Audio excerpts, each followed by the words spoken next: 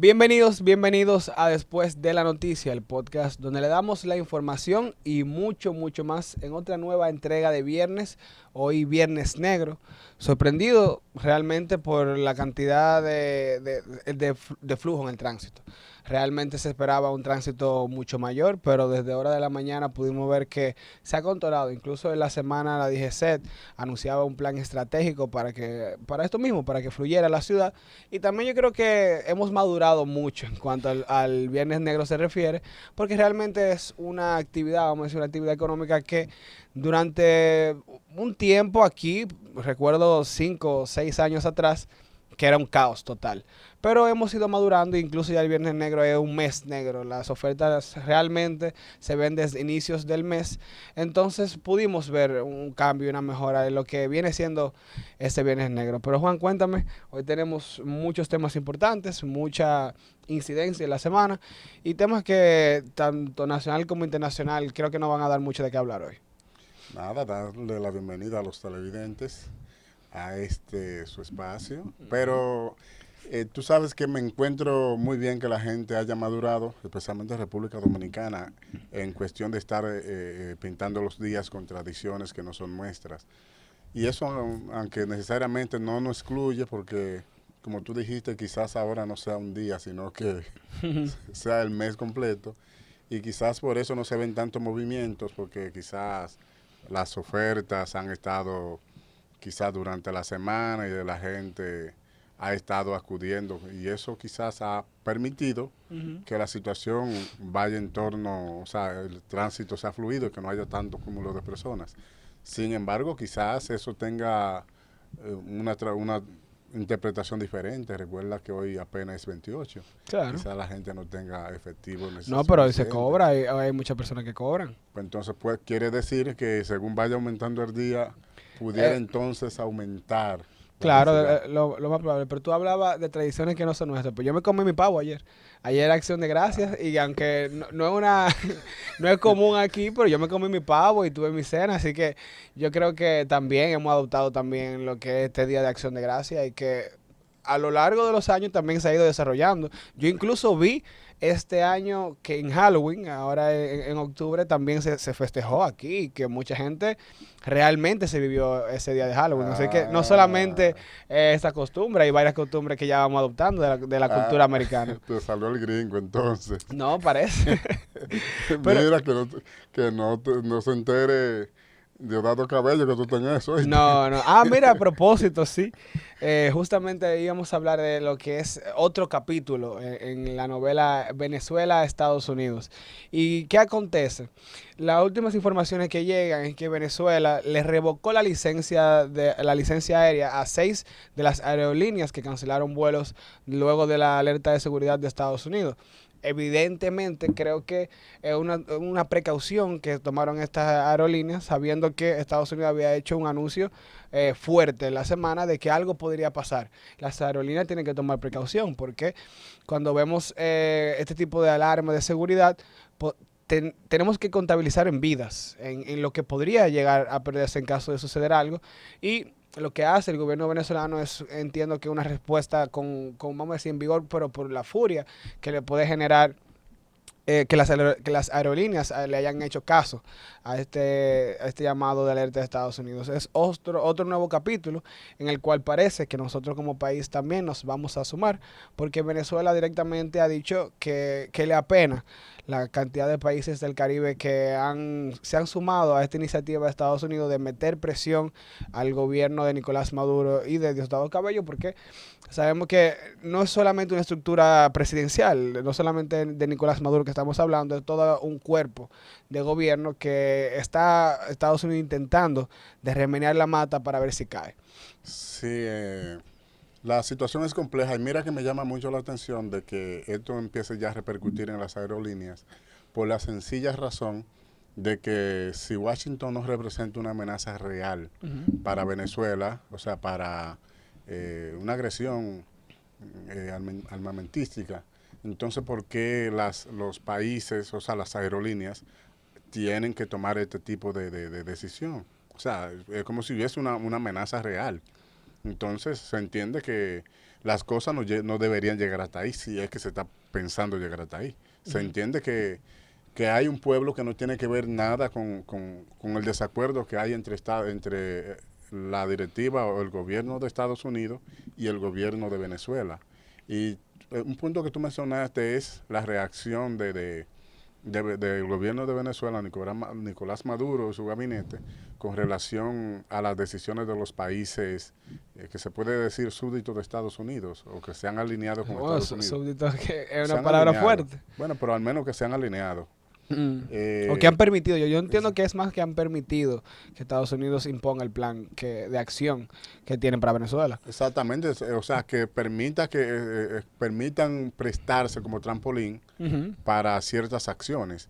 Y tendrán sus razones, incluido República Dominicana, pero lo más prudente que las cosas pudieran dirimirse sin llegar a una agresión, que pienso que Estados Unidos no tiene ninguna razón, o sea, no tiene ningunos argumentos como para tomar este tipo de decisión, porque se entiende que Venezuela es un país libre e independiente, y si no representa una amenaza, bueno, si no le está, bueno, según Trump sí, porque dice que es de que la droga, como por aquí, y eso No, que representa. esa es la causa, yo creo que, o la justificación que está utilizando Estados Unidos para poder sostener esta iniciativa de intervención, porque hay que entender que esto sería una intervención directamente de Estados Unidos adentrarse en Venezuela y ya con el paso de poner bajo la categoría de, de, de terrorismo, poner bajo la categoría de terrorismo el gobierno de Venezuela y el cártel de los soles, yo creo que es un paso más hacia ese plan que tienen de intervenir Venezuela, que incluso ya podemos hablarlo cuando, o sea, un poquito más adelante de ya de un tema de opinión, pero a mí me parece que eso va a generar mucha polémica. Me parece que incluso es un error directamente lo que vendría siendo una intervención en Venezuela. Pero tú continúa con lo que iba diciendo. No, eso es si pasara. Ujú, claro. Porque se entiende que, o sea, yo soy de los que creo que no debería pasar, ni Ujú. tampoco estaría de acuerdo que pase, porque o sea, ¿cuáles son los argumentos? Ok, el cartel de los soles, que más por aquí, pero si no han salido de tu territorio, protege tu territorio y tú no tienes que ir necesariamente o sea, a la casa ajena, porque en derecho, por ejemplo, aquí en República Dominicana, tú y yo podemos tener cualquier divergencia, cualquier situación, pero yo por motivo de seguridad tengo que ir a invadir tu casa y así y agredirte en tu casa de que por mi seguridad. Yo debería esperar que tú vayas a la mía. Es que es como hablábamos el miércoles justamente, de que es un campo, vamos a decir, un campo de juego en el que el juego es mucho más amplio de lo que nosotros estamos viendo a simple vista. A simple vista se puede entender como que un gobierno malo que Estados Unidos está intentando retirar. Y no es tan sencillo como eso. Aquí, bueno, cuando Estados Unidos decidió intervenir era bajo un argumento similar, de que Exacto. necesitaba, que el país Que el necesitaba orden, comunismo, que más por claro. aquí. Y lo hizo tres veces, disculpa. Estados Unidos lo hizo aquí, pero no solamente lo hizo aquí, lo hizo en Chile, lo hizo en Argentina, lo hizo en Panamá. O sea, Estados Unidos ha utilizado ese argumento históricamente para intervenir y directamente poner gobiernos que le funcionen a ellos. Y A aquí, sus intereses, a sus intereses, claro. a su Entonces, servicio. aquí vemos un caso que mucha gente puede avalar o respaldar tal vez por no conocer el contexto histórico, por decir, no, Estados Unidos le está haciendo un bien a Venezuela, ya hay que retirar a Maduro. Pero ese es el mismo argumento que se utilizó en el pasado para ellos imponer gobiernos. Incluso si hablamos aquí, cuando hablamos de la dictadura de Trujillo, Estados Unidos, como quien dice, quitó y puso a Trujillo, A porque Trujillo. permitió que ascendiera el poder, pero también permitió que lo quitaran. Es como Estados Unidos ha jugado con la política americana durante años. Entonces aquí me parece que otro caso más. Incluso se firmaron acuerdos para que esto no sucediera. Y Estados Unidos, muchos de ellos los está violando. Entonces, quienes avalan que haya una intervención en Venezuela, se están saltando todo ese contexto histórico y todos esos acuerdos que se han firmado para que no vuelva a suceder. Que Estados Unidos lo está haciendo paso por paso, porque sabe cómo hacer ese tipo de cosas. Lo está haciendo paso por paso. Eso de categorizarlo como terrorismo es un paso más. Eso de primero meter presión por el mar Caribe, por el Caribe, eso también de meter de los buques de guerra, esos son pasito a pasito metiendo presión, violando acuerdos que han firmado. Entonces aquí es donde yo entiendo que realmente sería un error porque es otra intervención más independientemente de.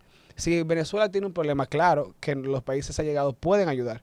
Claro que pueden intentar intervenir de alguna forma, pero no una intervención militar, porque es exactamente lo que hemos acordado, por así decirlo históricamente, y que va a volver a suceder en caso de que Estados Unidos tome la acción.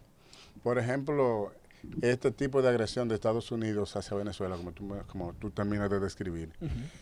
Imagínate que sale un pescador de su territorio, o sea, a la costa, a buscar, qué sé yo, abastecerse de pescado para alimentar una población, para comercio, para lo que sea. Y ya Estados Unidos, o sea, la base militar que tiene Estados Unidos la categorice o la califique como que drogas que tienen, le disparen. Están matando gente inocente. Y los mismos pescadores van a temer meterse al mar a pescar. O sea, por eso por ponerte un ejemplo. Claro. Porque no es, o sea, yo no puedo estar de acuerdo, yo no voy nunca a concebir que lo mismo que te dije, que por tu defensa, tú vayas a mi casa y que yo no pueda salir al patio porque tú me tiras un peñonazo. Di que por tu seguridad, desde tu casa. Porque se supone que hay límites.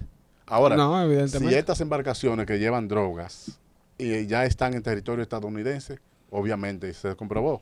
Bueno, aunque no lleven, porque ya eso es su territorio. O sea, si lo explotaron, lo explotaron. Pero ¿cómo va a ser que en la misma zona de Venezuela?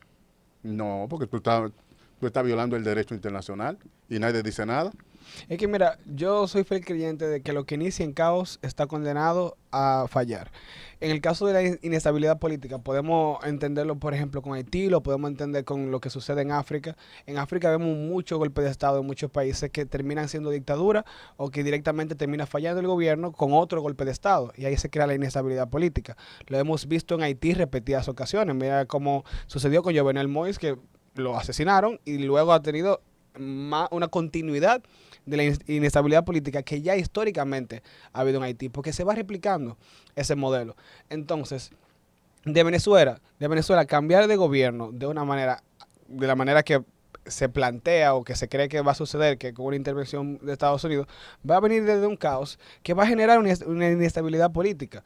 Ya sería, para mí, por ejemplo, sería utópico pensar que si Estados Unidos hoy pone un presidente en Venezuela, de repente Venezuela va a empezar a mejorar. Eso es incluso no. ¿Y si se crea la situación de Perú con los presidentes? No, es que como te digo, inestabilidad política. Si un gobierno, o sea, si un pueblo no elige a su gobierno, directamente va a crear un caos y una inestabilidad política consecuente. ¿Por qué? Porque no va a estar de acuerdo exactamente, claro, porque no es un líder que lo representa. Es lo mismo que te estoy diciendo que sucede en África constantemente, que ha sucedido en Haití constantemente. ¿Y por qué no lo vemos tanto en Europa? ¿Por qué en Europa no hay tanta inestabilidad? Porque son gobiernos elegidos por su gente, por sus ideales. Son gobiernos extensos, porque hablamos de parlamento de muchos representantes. En el caso de Venezuela, sabemos que Venezuela tiene un sistema casi que amañado desde Hugo Chávez hasta hoy Nicolás Maduro, pero esas son cosas que tienen que resolver ellos como pueblo. Claro, se le puede ayudar y dar las vías, por así decirlo, darle una mano, pero no directamente intervenir y poner a alguien, que eso es lo que me va a parecer un error en el caso de que Estados Unidos intervenga en Venezuela. Exactamente, como tú mencionabas, la situación que pasó aquí en República Dominicana con las intervenciones es muy desagradable. O sea, cuando tú lees la historia, que tú te encuentras que mataron gentes inocentes, ¿a nombre de qué? Del gran imperialismo y diciendo una mentira que nunca fueron, diciendo que eran comunistas. Bueno, comunistas siquiera es un defecto, porque de hecho en Estados Unidos ya esa doctrina incluso ya incursionó también.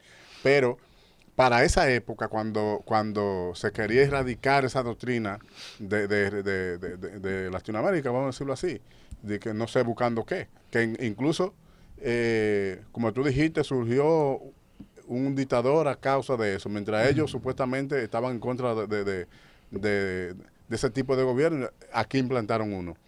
Y cuando tú analizas República Dominicana, pudo haber tenido otra suerte si no matan tantos hombres, tantos jóvenes valiosos y mujeres valiosas durante esa revolución.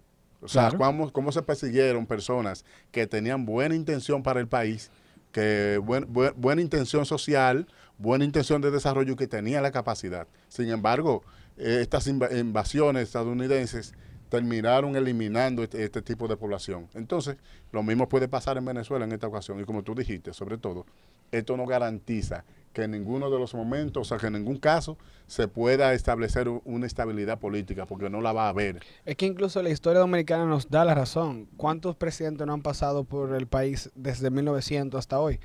Luego incluso de Trujillo vimos una clara inestabilidad política, se tumba Juan Bosch, después vienen los años de Balaguer, después viene Jorge Blanco, que, o sea, vuelve Balaguer, o sea, pasaron una cantidad de presidentes que denotan eso mismo, inestabilidad política. Y hubo antes también de Trujillo, que también fue después de la intervención. Inestabilidad, exacto. Es lo que te estoy En diciendo. 1917, por ejemplo, en 1916, cuando Estados Unidos intervino, aquí era por una inestabilidad política, pero esta inestabilidad política que llevó a la intervención no fue por el beneficio del pueblo, fueron porque los intereses de Estados Unidos, según ellos, corrían amenazas. Entonces ellos querían garantizar que sus intereses salieran a flote. Entonces, ¿qué busca Estados Unidos en Venezuela? Cuando tú analizas qué es lo que busca, tú no encuentras cómo justificarlo. Y que Estados Unidos tiene puesto el ojo en Venezuela desde hace años. Hay que entender que esto es algo que viene de hace tiempo. Lo intentó hacer con Chávez. Chávez sí formó un gobierno bastante fuerte y en ese momento sí había unidad nacional. Sí. Que a diferencia, por ejemplo, de Nicolás Maduro, a diferencia de otros gobiernos, Chávez sí lo votaron. A Chávez lo puso el pueblo. Lo que pasa es que luego Chávez sí empezó a tener sus falencias, porque al principio, por ejemplo, cuando hay una entrevista famosísima que le hacen a Chávez, donde le preguntan si él va a entregar el poder, y dice, claro que está, claro que vamos a entregar el poder. Donde le preguntan, y suena incluso muy bonito las cosas que dice Chávez, que luego no hizo. Ahí fue donde la cosa se empezó a poner agria, vamos a decir, de que él quedó a deber en muchas cosas. Pero en ese momento había todavía sentimiento nacional, había fe en Chávez. Luego la fe se va derrumbando un poco. Ya en el caso de Nicolás Maduro, que muchos dicen que él nunca ha ganado unas elecciones, que es un gobierno mucho más impuesto, vamos a decir, yo sí sé y hemos visto que el pueblo venezolano está enfrentado. Hay quienes apoyan, hay quienes no. Muchos dicen que nadie apoya a Maduro. No creo que sea algo factible porque hemos visto mucho, Sí, mucho el apoyo. Es lo mismo que cuando hablamos del tema de si ganó o no. Es que eso no es cosa de que ganó o no, es que él es el presidente que está. Independientemente de que haya sido electo o no, es el presidente que está. Entonces con él es que hay que lidiar. Y entiendo mucho la postura de países que no avalan directamente el gobierno de Venezuela, en el caso de Estados Unidos, que ha puesto un plan en moción para intervenir o para, de alguna manera, crear esa inestabilidad en el gobierno, pero de igual manera, el gobierno que está ahora mismo en Venezuela es el gobierno de Nicolás Maduro, independientemente de que haya sido electo o no. Entonces, con esto es que hay que lidiar. Y a mí me parece que algo que tiene que lidiar, de alguna manera, incluso estas organizaciones internacionales como la ONU, incluso ya las de América, es una buena vía para hacerlo. Que incluso es para eso que se crearon. Sin embargo, que hemos criticado aquí en muchas ocasiones, hay muchas veces que no funcionan, que directamente no responden a las necesidades que tiene el continente. Incluso Lula, el presidente de Brasil, hablaba de eso, que él podía servir de mediador en todo este caso, porque en el caso de Colombia, Colombia también ha mostrado enemistad con Estados Unidos y directamente él decía que él puede servir como mediador en el caso de Venezuela y de Colombia, porque Estados Unidos es un país que al final impacta mucho en el territorio americano, en todo el continente, y es necesario mantener esas conversaciones. Pero el tema de Venezuela también ya no se está repercutiendo directamente, porque todavía no tenemos los vuelos comerciales activos con Venezuela, por en el pasado haber avalado, vamos a decir, las decisiones de Estados Unidos. Entonces es un tema que ya se está expandiendo por el continente, porque también impacta directamente en Brasil, impacta en Colombia. O sea que es una situación que, bueno, también directamente la cumbre, hay que entender que se canceló por una razón que, vamos a decir que es esta, pero es similar, o sea, es un tema que ya está impactando directamente en todo el continente y que es lo que yo creo que va a marcar el inicio del 2026, porque este tema va a ser Navidad completa. Claro, el tema no se clausura por todo tiempo. Sin embargo, pienso que una de las mejores decisiones que debe tener Venezuela es la prudencia. O sea, su gobierno debería ser prudente, porque a veces inmiscuye, o sea, involucra a otros países o a otros pueblos que nada tienen que ver con su situación. Y aunque hay decisiones gubernamentales, como quiera, la población se considera una población que lleva hasta ciertos niveles una hermandad que no se pierde simplemente por una decisión. Y además, también debe saber o deberían tomar en cuenta que hay decisiones que van en torno a lo económico y que cada país tiene derecho a tomar decisiones. No siempre yo debo estar de acuerdo con todo lo que tú dices, aunque a ti te convenga y aunque a mí no me perjudique, aunque a mí me convenga o no, pero es mi derecho, yo puedo tomar mi decisión. Entonces, lo mismo yo pienso que las autoridades de Venezuela también deberían tomar esto en cuenta y evitar que como que por mal manejo la situación se le agrave más. Bueno, la situación creo que ya está sumamente grave. Yo realmente, por terminar la intervención, vamos a decir, creo que en el caso de Venezuela es algo que el mismo pueblo tiene que intentar resolver. Y sí, el venezolano durante los años se ha quejado de que lo han dejado solo, pero aquí nos han dejado solo en muchas ocasiones. No estoy queriendo hacer la comparación, pero las intervenciones con Estados Unidos, aquí no habían gobierno de otro país ayudándonos. No, Nosotros tuvimos que hacerlo, bueno, la intervención, la guerra de abril, eso fue a punta de palo y piedra, literalmente. Entonces, creo que de esa incluso manera tú puedes por lo menos garantizar que no haya injerencia extranjera en los gobiernos venideros. Ahora, en el caso de un gobierno directamente impuesto, ya lo hemos vivido y creo que ha salido mal. el caso de Haití, por ejemplo, que también tiene una situación parecida y que ha sido intervenida, o sea, ya hay hasta cierto grado está intervenida, hasta ciertos niveles. Vamos a decir, ya hay un cuerpo de seguridad allí y que se cree que están haciendo un trabajo, no sé hasta dónde, ¿verdad? Pero se dice que están trabajando. Sí, y este problema que hay aquí ya se sabe que es en contra, o sea, aquí hay un factor que sí como que demandaba una intervención. ¿Y por qué no interviene en Haití? Bueno, Haití incluso me sorprendió cuando hacía la visita el miércoles el secretario de Guerra de Estados Unidos. Yo pensé que era un tema que iban a tratar. Creo que incluso Mateo hablaba de eso mismo ayer, que fue un tema que faltó. Entiendo que es un tema que corresponde mucho a la República Dominicana, que aunque se ha intentado decir que no, pero sí directamente nos afecta. Si la situación se agrava en Haití, es nuestro vecino, o sea, compartimos territorio. Creo que era un tema que debían haber tocado y creo que Haití se ha abandonado. Haití, el tema de Haití parece que ya no es relevante, parece que el tema de Haití cesó. Y realmente no, incluso vimos hace pocas semanas que se había recrudecido la violencia en Haití y estábamos alerta en el país.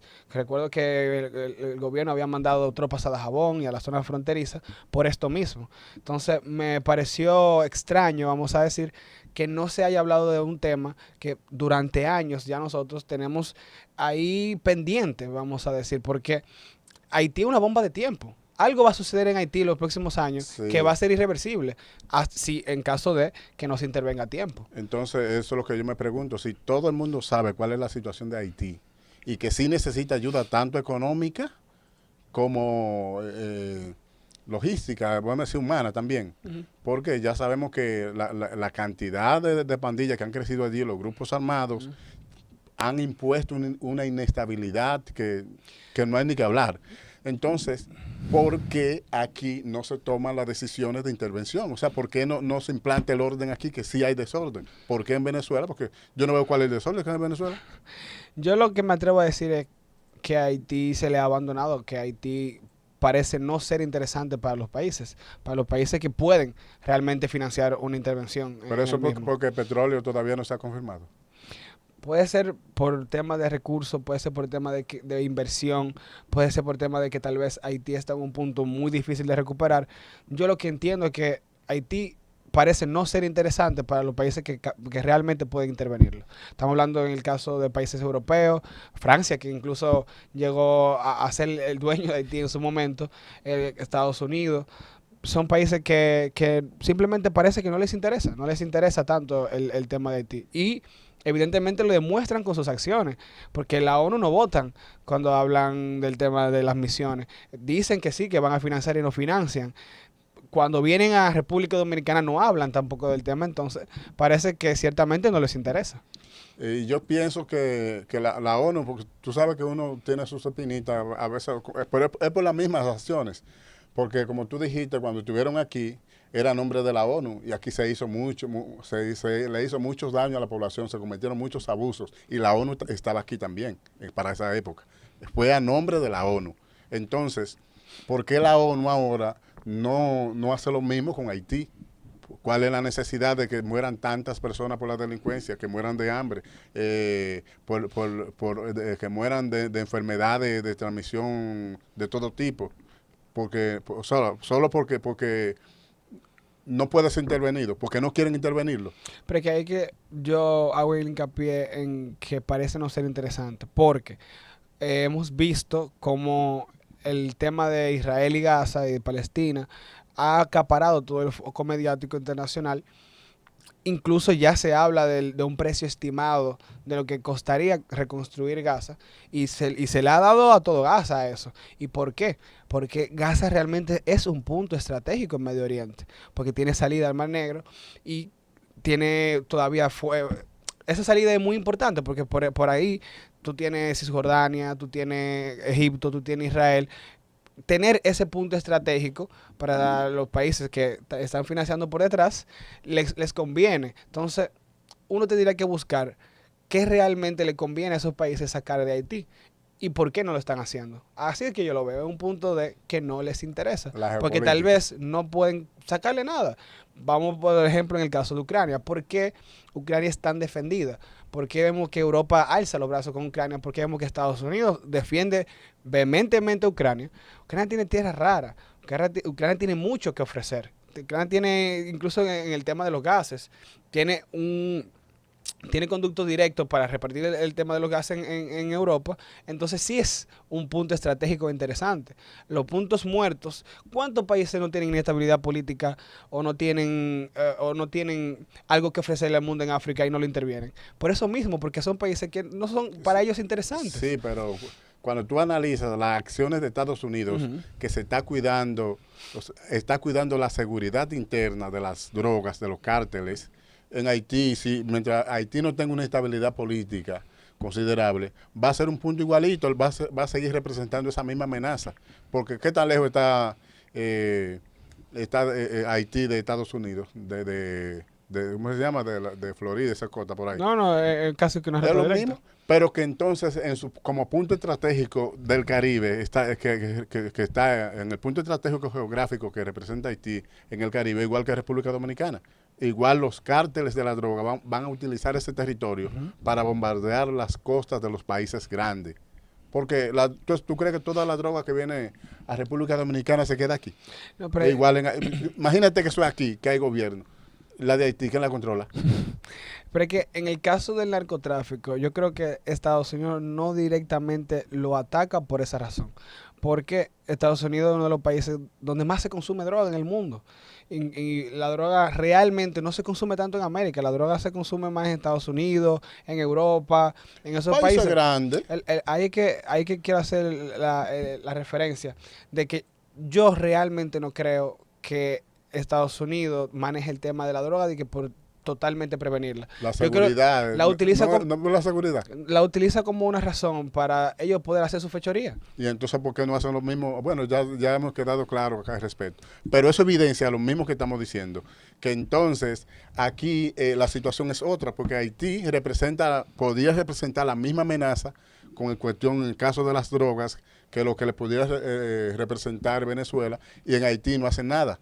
O sea, tú no has oído que Estados Unidos tiene en proyecto, en carpeta, instalar una base militar en la proximidad para evitar que la droga llegue a Haití.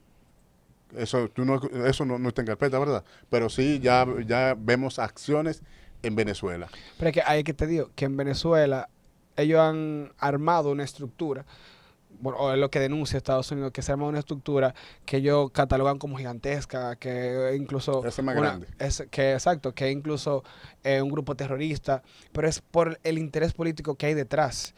Como en Haití, eso casi que tierra de nadie, vamos a decir, lo que vemos son gobiernos provisionales, lo que vemos es que es más difícil y mediar, una población incluso. reverde. Exacto, una población y culta también, porque es Y otra, es culta, otra cosa que hay que ver. que utiliza la intelectualidad para la reverdía. Porque cuando tú analizas la población haitiana, es diferente a la de República Dominicana. Yo por resumir lo que entiendo es que ellos no ven en el término de invertir en Haití, no ven un retorno claro y no que ven que van a gastar un dinero muy grande, ven que van a gastar un tiempo muy grande, muchas tropas, y no ven un retorno muy claro. Eso es lo único que entiendo que sucede en Haití, no solamente con Estados Unidos, lo veo internacionalmente, porque las acciones incluso hasta de la ONU te hacen darte cuenta de que Haití, por lo menos hoy, no es interesante para el mundo. Bueno, lo que yo admiro de los haitianos es su postura firme, porque pese a todo, a su situación, a su calamidad, a su crisis política y de todas las índoles,